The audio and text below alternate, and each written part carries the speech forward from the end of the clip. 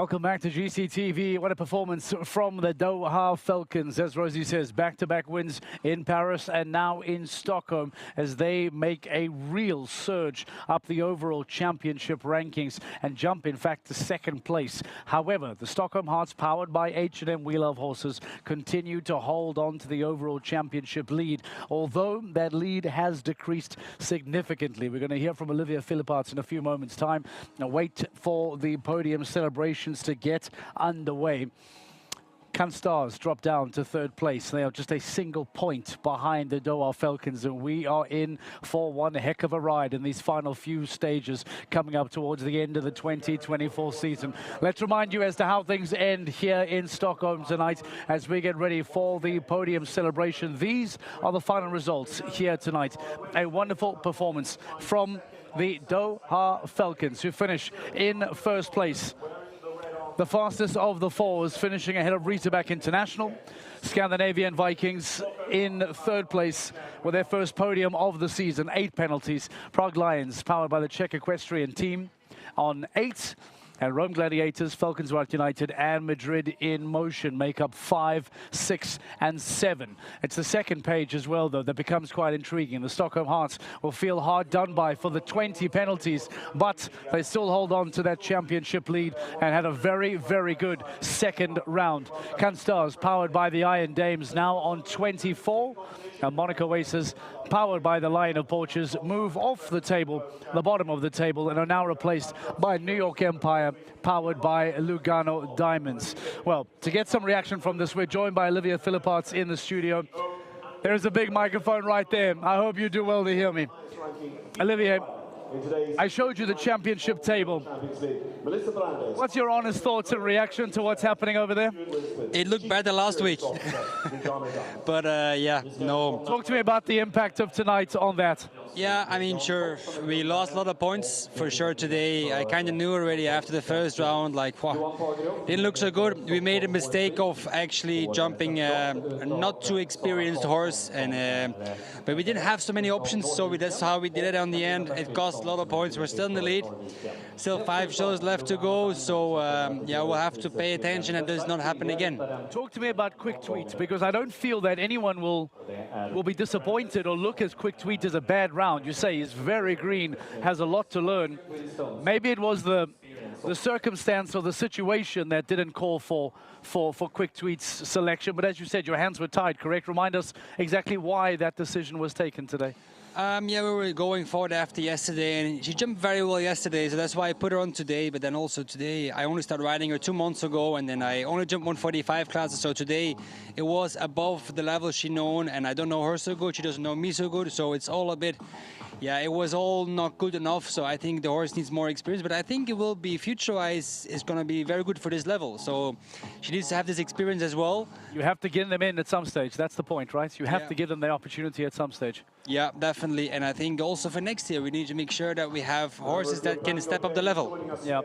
Round 2 was very different. We know that Miro comes in, we know that Luna is in, so we expect Stockholm to be better. How important was that round 2 to keep things? There was a bit of damage control in round 2. Talk to me about the significance of jumping well in round 2. Yeah, I mean, Miro is experienced horse. He's feeling very good the last couple of weeks, and I was confident going into the second round. He jumped a very good round. I was happy with it. Maybe the last line was not very good ridden, but he's jumping great. I mean, I jump him again tomorrow in the Grand Prix, and hopefully I take him to Riesenbeck. We make a joke about the championship getting exciting, and it always goes right down to the end. Are there any nerves coming in for Stockholm Hearts yet? I mean, nerves, pressure, it's every week the same stuff. They always want to jump you clear, and we try to jump as many clear rounds as we can. But of course, also sometimes we make mistakes, and today was one of those days. But I mean, you have so much pressure every single week, so you get also a little bit used to it. What happens in Monaco in a week's time? So tomorrow it's going to be myself, Julian Epayar, and Jessica Springsteen. So I think we've got 3 good ones going, good horses going. So I want to get some points back that we lost today. I'm glad you mentioned Julian, because I want to go there. Mid-season transfer, you bring Julian Epayar in. There they come. You bring Julian Epayar in. What does that do for a team? I mean, is there any more dangerous man in show jumping than Julian Epayar? I mean, Julian is top of the world. He's one of the fastest riders in the circuit. So, I mean, it's great to have him on board. He said he's hungry to do many shows. So, for sure, going to use him as much as possible. And we're looking forward to see him in the Stockholm Horse Jacket. How worried are you about Doha Falcons? We spoke a lot about Stockholm Hearts versus Cannes Stars. We spoke about Riesenbeck International being there. Doha Falcons feel as if they very quietly have just jumped into second place. Were you prepared to be worried about Doha Falcons? I mean, Doha Falcons is a good team, but also I think they have a couple of horses that have a chance to go to the Olympics. So the couple next weeks will have some changes, and I think we have a strong team, and I think our team is strong enough to be able to keep it till the end. Listen, you are still the championship leaders, which is a great job. Well done on a very good second round today. And Stockholm Hearts, powered by H&M Wheel of Horses, continue to hold on to the lead, and they will do so going into Monaco next week, where we will hopefully see Julien Epayard for his brand new GCL team. Let's go to the podium celebration and watch the top three of Stockholm 2024.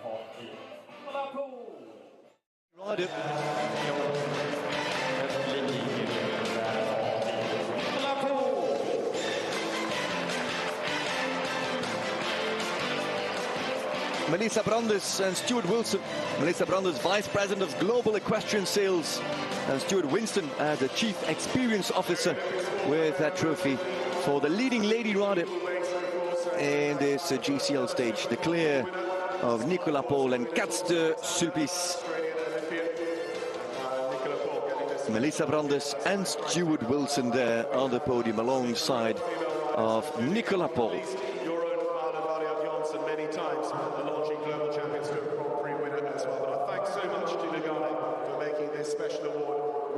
Today.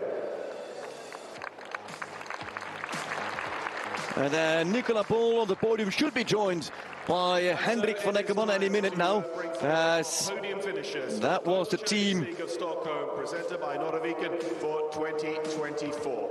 And coming to the third place of the podium, it is our new Lugano leading lady rider together. There he is. World champion Nicolas Paul, Hendrik van Eckermann, your third place finishers. Hendrik van Eckermann and Nicolas Paul. So third place for Scandinavian Vikings. Hendrik van Eckermann with King Edward, Nicolas Paul with Katz de Sulpice. Their first podium this season, and moving away from last place. Well, a great weekend indeed. Fourth in the standings now. Christian Kukuk, Philip Weishaupt, Riesenbeck International. Second place, Riesenbeck International. And up into third And starting to on the standings. Weishaupt, Harry Allen and Kukuk. But the winners, just like last week, this week, in a different country. The winners once again, Doha Falcons, with Alcantara with Guéry and Simon de Lestre.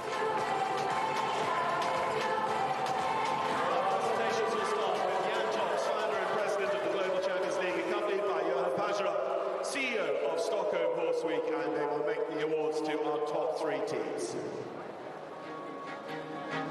Trophies being presented.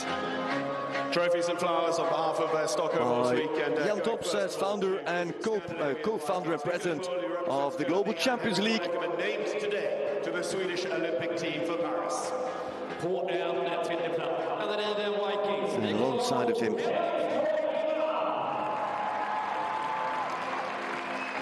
president of the organizing committee,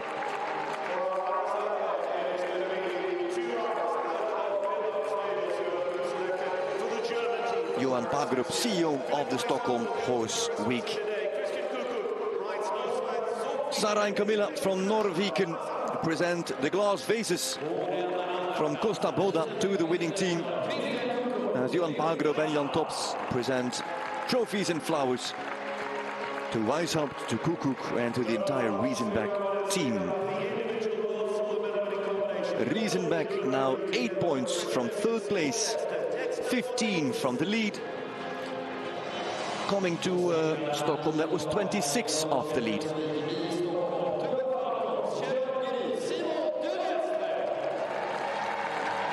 De Lestre and Guéry, Guéry and De Lestre and Alcantara, of course.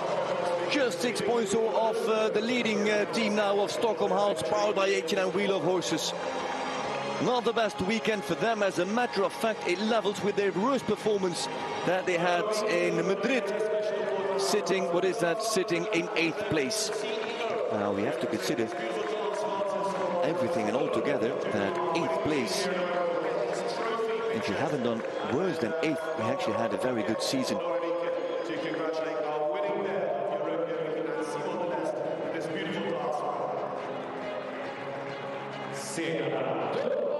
Look at that. Koekkoek and Weishaupt already opening the bottles. The glass vases have been presented. Oh, and they're all still up there. I think that Koekkoek and Weishaupt did not wait. The VIPs are still up there.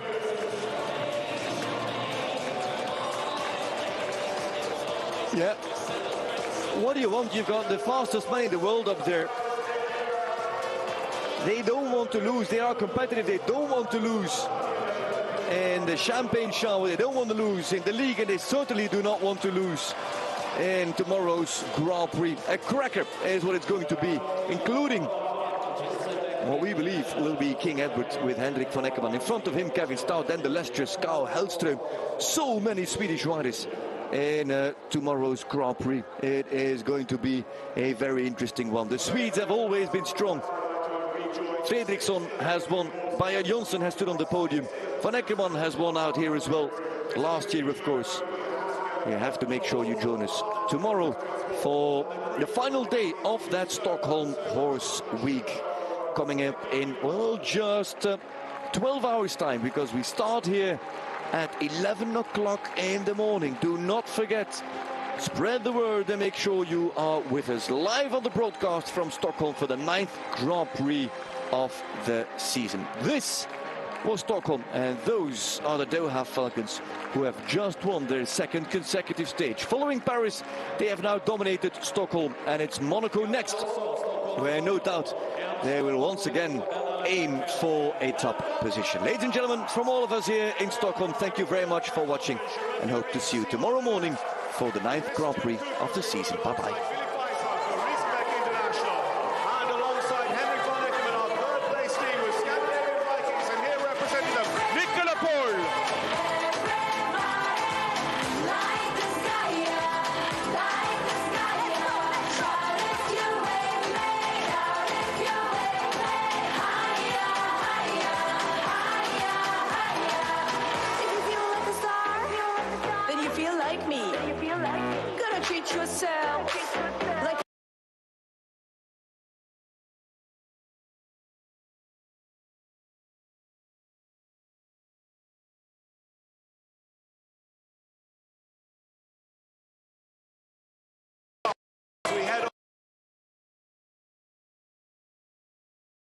Riesenbeck coming up on the Global Champions League circuit.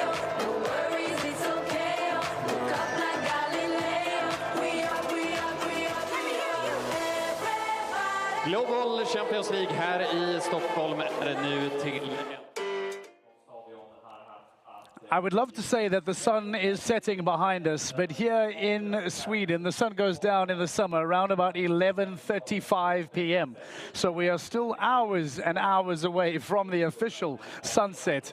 The very famous Midsummer was a couple of days ago. Very, very big special day here in Sweden in particular. So while we may have missed the big fancy day, we are certainly enjoying and appreciating bright blue skies at 9 p.m. in the summer here in Sweden. What a performance from the Doha Falcons. We will bring them into the studio. We will once again chat to Jérôme Guéry like we did last week. But instead of Mikey Pender this time, it is going to be Simon de Lestre as well. And we talk about good performances as well. All of a sudden, there is something very special about the Scandinavian Vikings, who, if you remember, podiumed here last year, once again get onto the podium here in Stockholm, making it a very, very impressive and magical Swedish night for them here this evening. But as we say, the night belongs to the Doha Falcons, who now go up to 2nd place on the overall rankings as well. We'll talk to you and show you that table a little bit later. What about the teams that finished just off of the podium?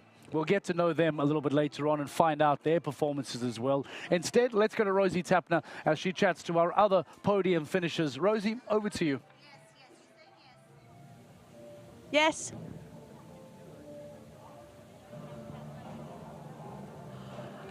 Christian, a fantastic second for Riesenbeck International, and you had a bit of pressure put on you today. Yes, okay, but honestly, we have that every week, a kind of pressure. But yeah, we know it's it would be very close today. Honestly, I'm very proud of my horse. She jumped double clear. It was the first global show for her this year. So that makes me even more happy. We are happy today with the second place. I have to say they were 7 seconds faster than us, so it was not really close today.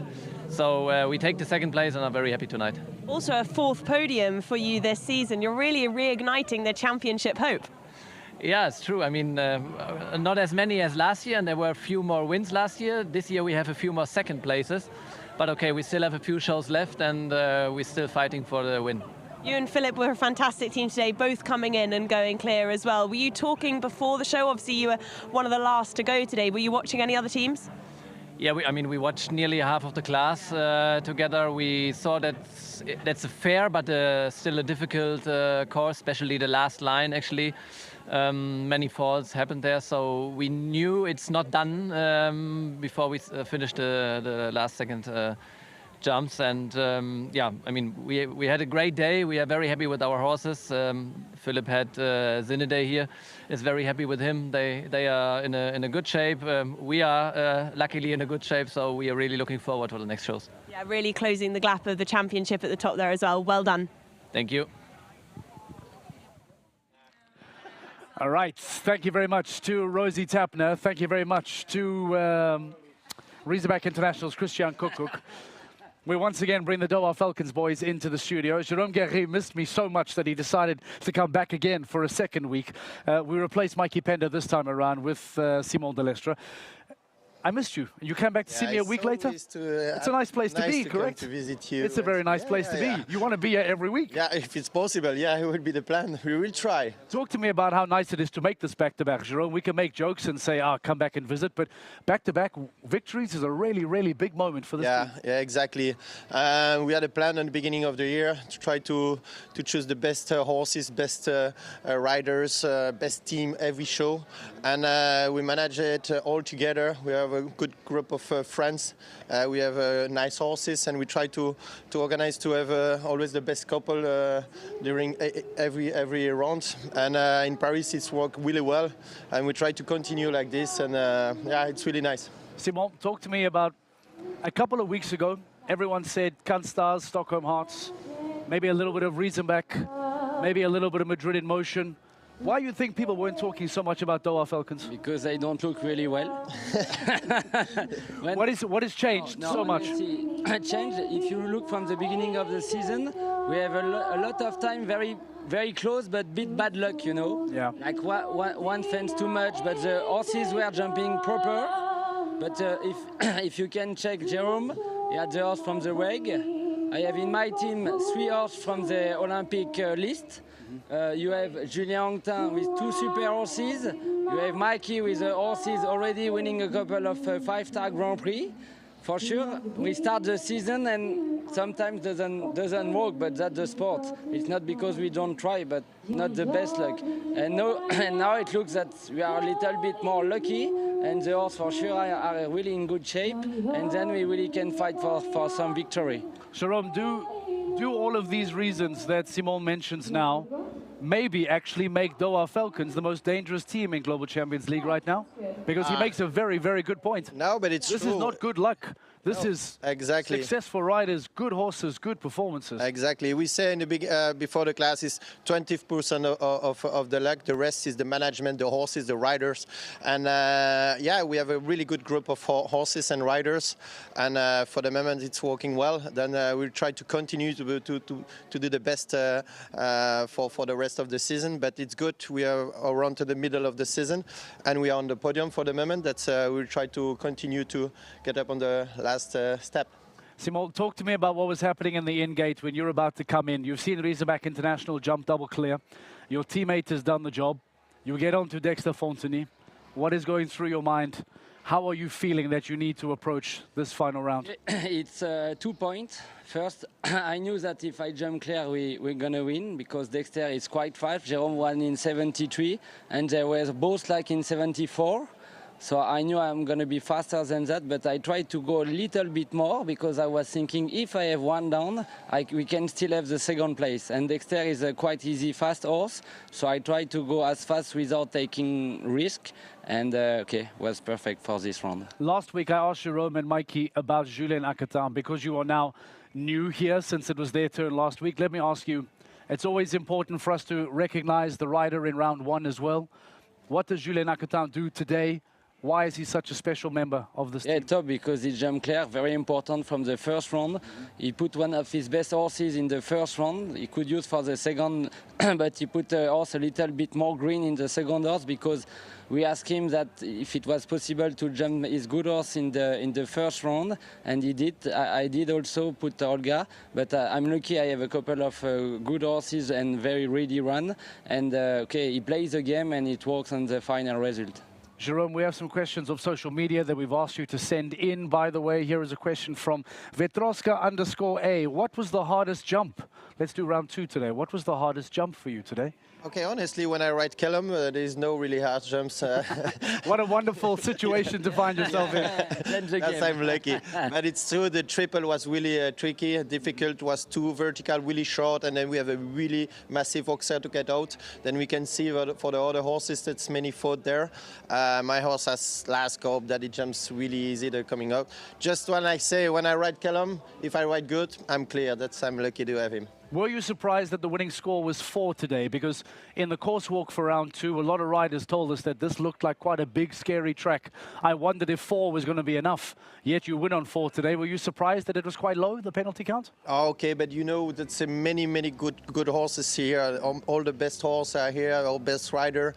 And we knew that we will have to ride clear to win. That's, I think it's because the level of the horses and the quality of the riders. That's why there's only 4 points to win. It's not so often like this.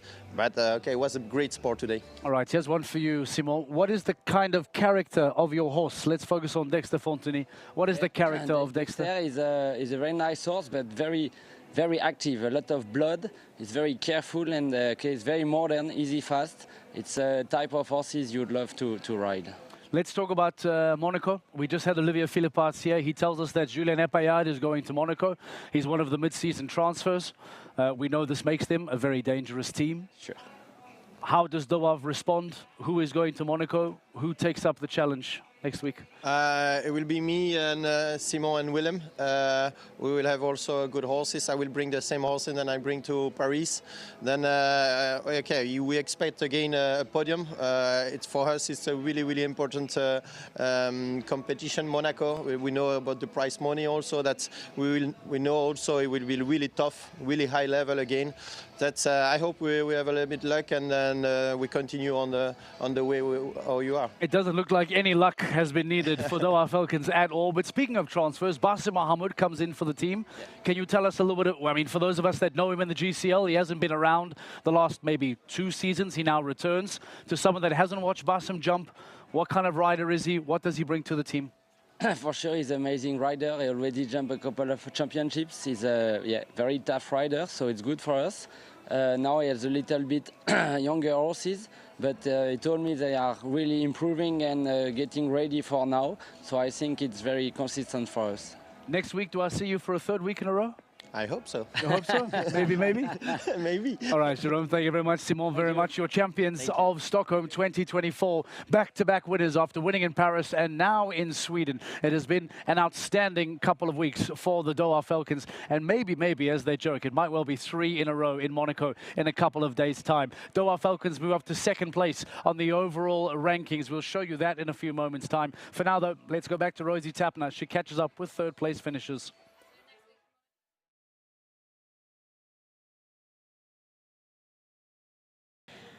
Nicola, I want to start with you because the first time that you're on this team and you're already on the podium, can you believe it? Yes, now I can believe it. It was a great team effort and I'm very happy that I started off like this. Talk to me about your round though, because to come into round 2 and to jump that sort of clear was quite something. Yes, I'm going very well at the moment with this horse and he goes in the ring. He felt fantastic yesterday, so I just tried to jump it clear. and it worked out, yeah. It was brilliant. And Henrik, to have her on the team and to come straight in and be like that must be fantastic for you all and a real hope for the rest of the season. Yeah, definitely. I mean, we didn't have a great season so far, and now anyway with the podium was great, and Nicola made a great round, and so I knew that she kept the pressure on me and not messing it up, but luckily I was on King Edward, so it was okay. Well, you podiumed here last year and you're podium here again. You know what it takes to do well here. How tricky was it in there for round 2? For sure, it was a tricky course and big course. We saw many faults, so it's not an easy one to go. But we both did well and went our way. And to be here in Stockholm as well, Nicola, what was the atmosphere like here? I must say incredible, maybe also because Henrik was on the team. I felt like they were supporting us a little extra, and great fans, great atmosphere, and a great day. Yeah. Well, a huge congratulations on your first podium for the team, but also for the team itself. Well done. Thank you. A wonderful performance from the Scandinavian Vikings, who find themselves on the podium once again in Stockholm like they did in 2023. But today has been a really intriguing day from a championship perspective, to seeing the performance once again of Doha Falcons making it back-to-back. Stockholm Hearts been gifted a few lifelines, seeing their lead decrease, but holding on to it. Stars dropping a third.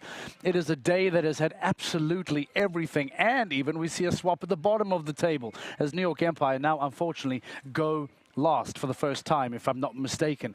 All of these talking points, all of these moments, all of these high and low lights need somewhere to be discussed. And of course, we'll try and do our best tonight. But of course, there is a day after available for you on GCTV from tomorrow that'll be on demand as well. So make sure that you check that out later on before we get to the LGCT Grand Prix of Stockholm. For now, though, let's go to Fredrik de Backer for some thoughts. Fredrik, welcome back to the show. Before we wrap and say goodnight, I thought it'll be crucial to catch up with you once more.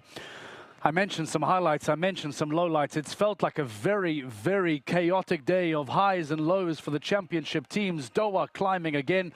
Let's get your opening thoughts on just how today played out in GCL. What a frenetic day. I felt this question coming, Mark, and I looked at the result list and I thought, if you're a championship team and you're so far into the championship, don't take unnecessary risks. Don't bring a 9-year-old that has jumped a meter 45 class into a meter 50 class. Don't bring a 9-year-old that has jumped only 1 meter 50 class into a meter 55 class. Just don't do it. That and is Olivier said it. Olivier said it. And Can Stars. Yeah. But why? Yeah. That's the question. We asked him. Sorry to interrupt. I was confirming the point, because according to the team, apparently there was a debate between himself and Jessica Springsteen. Both had young horses. It almost felt like somewhat of a flip of a coin that one of the young horses had to be selected. Quick Tweet got chosen, and that was the choice made. But you make such a good point. You are losing championship points because of a first-round decision. I mean, that is going to come back and cost Stockholm greatly. And I hope certainly we don't use the word haunt Stockholm later on in the year. Yeah, absolutely. And then we heard the interview with Jana Meyer about choosing high level, the interview with Rosie Tapner. I don't know exactly what happened. It was a last minute change. Was there a horse not feeling fit? I don't know what exactly the reason is. But also there, even with a team so well managed by Stefano Nogara, you see that sometimes things don't go as planned. And then if you don't have solid backup, I mean, it's the idea of Christian Koekkoek giving a break to his horses and still being able to bring Nice van Zorgvliet for the first time in a long time and produce a double clear. That's backup. Backup is not opening the stable door and taking another horse. Backup is bringing very strong horses out to that stage. If you're championship contenders for a team that sits 6th, 7th, 8th, it's a different situation, of course. Fredrik, you made a great point about Riesenbeck International. I'd love you to expand on it for me. In your commentary, you made the question, should Riesenbeck have been more aggressive to push for the win? No, they played it beautifully for the championship. Explain to someone who doesn't quite understand what you meant by that. Why, according to you, finishing second here was a perfect night for Riesenbeck? Well, if you're not Riesenbeck, and if you're not a top 4 team or not a championship contending team, you have to go for it. You know, you can't lose anything on the championship. Riesebeck had a lot to lose on the championship. I mean, I've got the results here. Imagine, so in the end, they are more than 7.5 seconds slower than Doha Falcons. Imagine that they had tried to make up the time. Of course, they didn't know what Doha Falcons were going to produce, but still, imagine that they really wanted to put the pressure on Doha Falcons. With a rail, they would have certainly gone behind Scandinavian Vikings. With a rail, they would have maybe gone behind Prague Lions. In case of a second rail, the drop would have been even bigger. In that case, it would be all the advantage of Doha to just get closer on Can Stars and on Stockholm Hearts, and Riesebeck would stay in exactly the same position, because I looked it up. I think coming here, Riesebeck had a deficit of 26 points, and leaving here, though they are still in fourth, you could say, yeah, but they haven't won anything, they haven't moved up any places. Well, they have reduced that by 12 points. They almost bit that in half. So you can say that this has been a very successful stage, despite coming second. What is for Riesebeck standards not the best weekend, but taking that deficit in half and now just sitting 14 points behind on, am I saying that right? Yeah, sitting 15 points behind on the Stockholm Hearts. It's actually a very good performance. And there's no denying that when Christian Kukoc and Philip Weishout come together, that magic does happen. We know that about this dream duo for the team powered by Kingsland Equestrian. Frederick, let's maybe close on now back-to-back winners, the Doha Falcons. And I hope this question makes sense, not because they have won back-to-back stages, but because of how they have won back-to-back stages. I ask you if for the second half of the season, we are looking at the most dangerous team in the GCL, or am I getting ahead of myself? It's obvious to call them the most dangerous team of the moment after their back-to-back wins. To generalize that, I mean... They have Julian Akatan in the bag. They have Mikey Pender in the bag. They have these two men performing well. Surely I'm not getting this wrong. No, but Can Stars have Kalamandia. Can Stars have got Messi. Can Stars have got Conquidam. Can Stars have got Sir Sinclair. So Stockholm Hearts have got Don Juan. You know, you can have got H&M Indiana, and I can say the same about Riesebeck. So I want to be careful on that. What you are right. Remember our conversation at the beginning of the season where we said, you know what, Doha Falcons, you know, we were looking for why they were producing such good results, why they were so high, despite having a low number of clears. That has now completely turned. And sometimes when you have these winners interviews, you hear them say, we're very good friends, we have a great communication, we're trying to bring out the best horses. I actually believe them, because if you see who they bring, I actually believe that they want to win this series based on the horses that they bring, based on the commitment and based on the camaraderie. I mean, it's not the most epic image, and it has nothing to do with the sport, but the reaction of Julien Anquetin when they won the stage says everything. So it says as much as Ludger Beerbaum cheering on Kiss and Cry last year when Riesebeck won all those stages. Julien Anquetin is the Ludger Beerbaum of Doha Falcons. I just want to say that I truly believe in their commitment and their desire to win it. And when a team really believes in that good flow with now, what is it? This was stage 9, so we only have 6 stages to go. They are a dangerous team. Not the most dangerous, but a very dangerous team. All right, Frederick, let me ask you this then as a final question. If we talk about championship winners, and I don't mean this disrespectfully to Doha Falcons at all, but I wonder how much of a shake-up it were to be if not Riesebeck International, not Can Stars, not Stockholm Hearts, how much of a shake-up to the GCL world it would be if the Doha Falcons were to shock everyone and be crowned winners at the end of the season? A big one. A big one, because at the moment you also have to keep in mind that this is mainly a team of 4. It's de Lestre Anquetin, Guéry, a little bit of Pender, a tiny bit of Willem Vermeer. There was, I think, a stint of Rashid Almari, who is now replaced by Bassem Mohamed, but I don't see Bassem Mohamed coming in very soon to really fight for this championship, not at this point in the championship. So this is actually a team of 4. It makes you think back a little bit about those efforts of Riesebeck last year, which was also basically a team of 4. You could say a team of 2 with Weishaupt and Kukoc and then Schulze-Tophoff and with McMahon. But yeah, it's not a wrong way to look at them and to say that this would be a shake-up, because indeed it is not the biggest profile team. There is no presenting partner behind it. There's no Kingsland Equestrian. There's no H&M. There is no Iron Dames. It's just Doha Falcons.